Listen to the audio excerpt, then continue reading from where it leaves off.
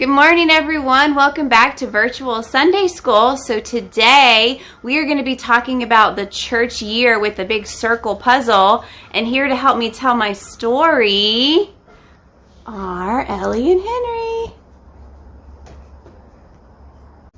I am Ellie, and I am in second grade. No, I'm not. And my favorite thing about getting ready for Christmas is decorating. My name is Hansie. I am Karen preschool. And my favorite part about Christmas is decorating. We're going to put these pieces on this circle.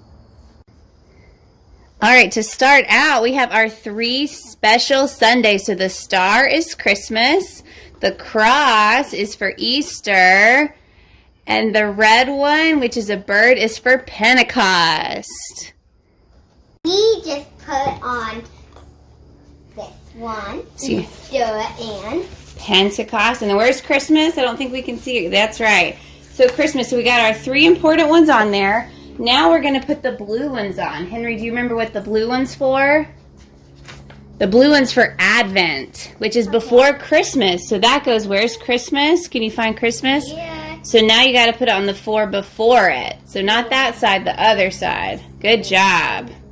So we're going to put those four blue ones on for Advent. Now, Advent is the season where we prepare for Christmas. So Lent is the season we prepare for Easter. So that's what the purple ones are. So Ellie, you're going to put the purple ones before Easter. Good job.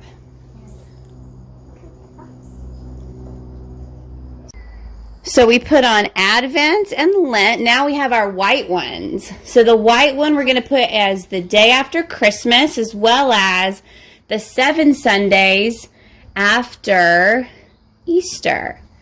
So one thing that's important to mention is that the Christmas one is not a Sunday. The star represents Christmas, which is not always on a Sunday.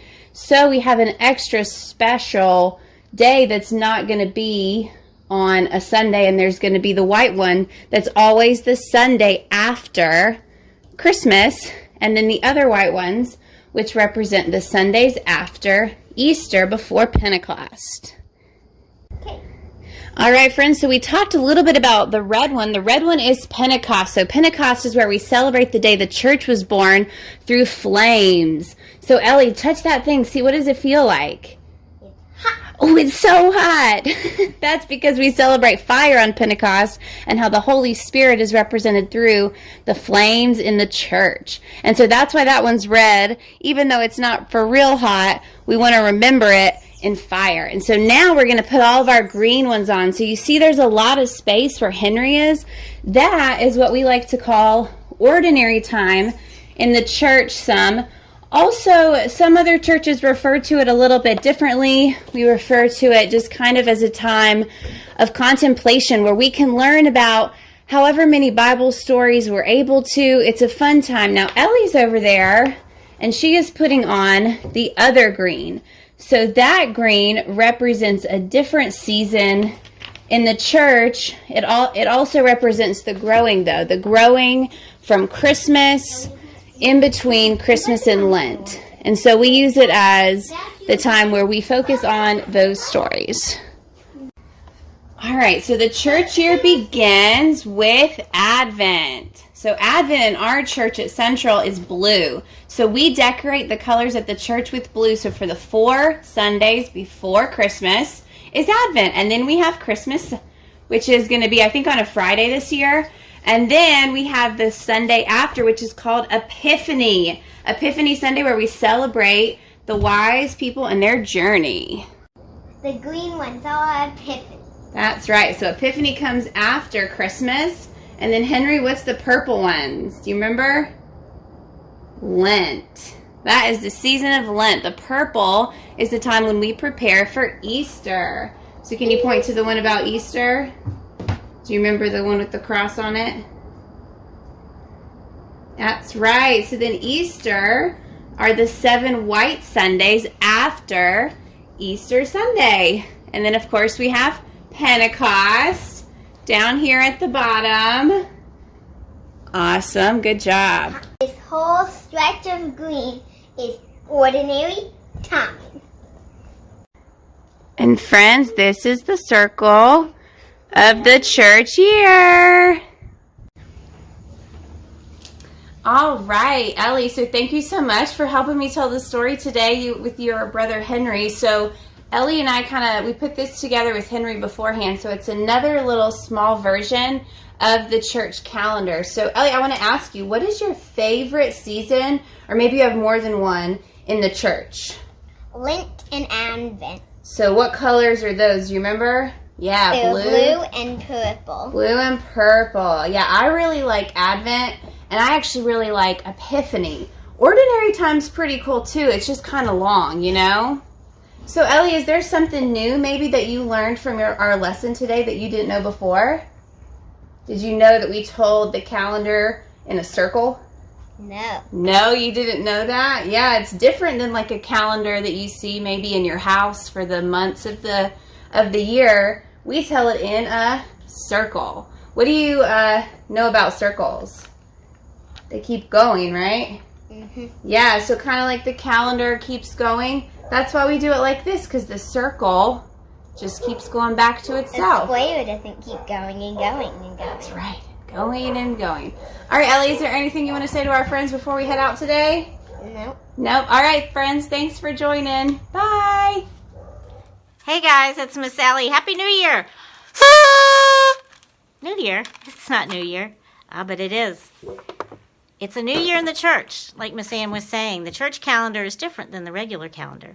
And the church calendar starts with the most important thing in our religion, in Christianity, and that's the birth of Jesus Christ. It also coincides with the Christmas season, and some of Christmas is about Advent, and some of Christmas is just about Christmas.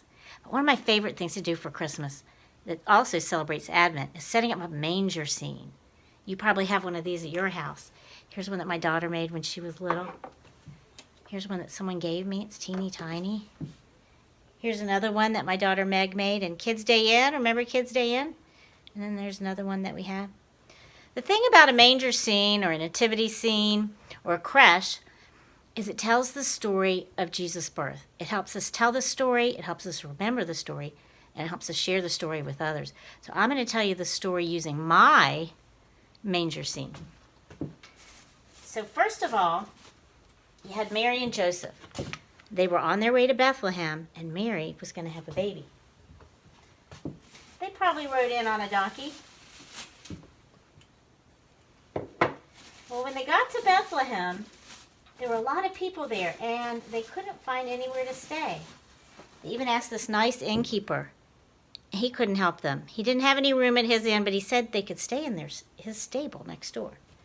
So they went over to the stable, and there were probably some animals in there, a cow, maybe a sheep.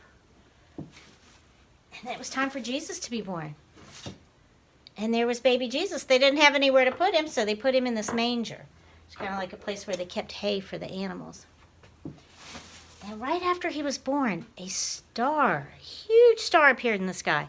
I don't have one here, but there's one on this little stable. And people started to wonder what it was about. What was happening in Bethlehem? Then an angel came. Actually, a whole bunch of angels came. And the first people they told this story were the shepherds. They were out in the fields near Bethlehem.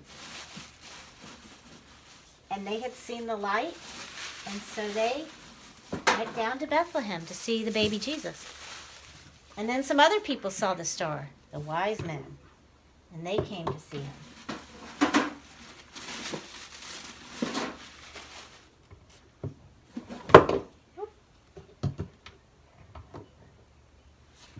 And there's your basic manger scene and your basic story of Jesus. So we're going to tell this story a lot during Advent. We're going to talk about it in church. We're going to talk about it in Sunday school. And we're going to share it with each other and share it with our friends. And I am glad that you're my friend, and I'm glad that you were here to watch this video. We'll see you soon.